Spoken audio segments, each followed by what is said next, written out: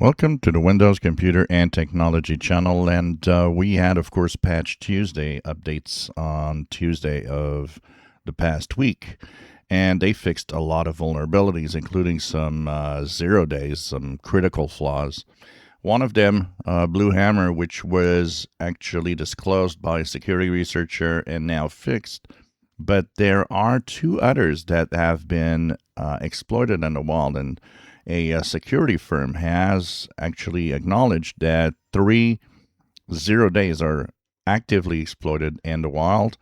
Now, one is fixed with Patch Tuesday, but we still have two that are non-patched for now.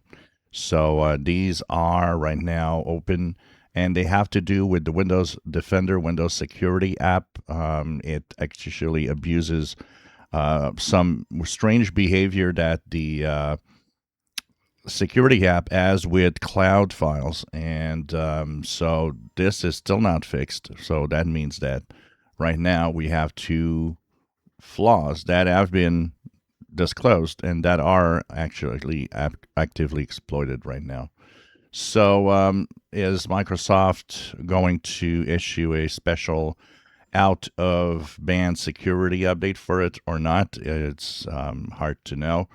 If Microsoft does, of course, immediately when we know, we will apply those and talk about it here. Or will they wait till Patch Tuesday of the month of May to fix it? It's kind of hard to think that they would wait that much, especially when the flaws are, exploded in the wild already. So it depends actually how critical they are, because they could be exploited in the wild, but it could be something that's a little more difficult to exploit. It depends on how it is done. So we'll be waiting for that, and hopefully everything should be all right. Once again, Patch Tuesday right now seems to be rolling well. The only problems I see that they are disclosing on the Patch Tuesday of April right now is on Windows Server.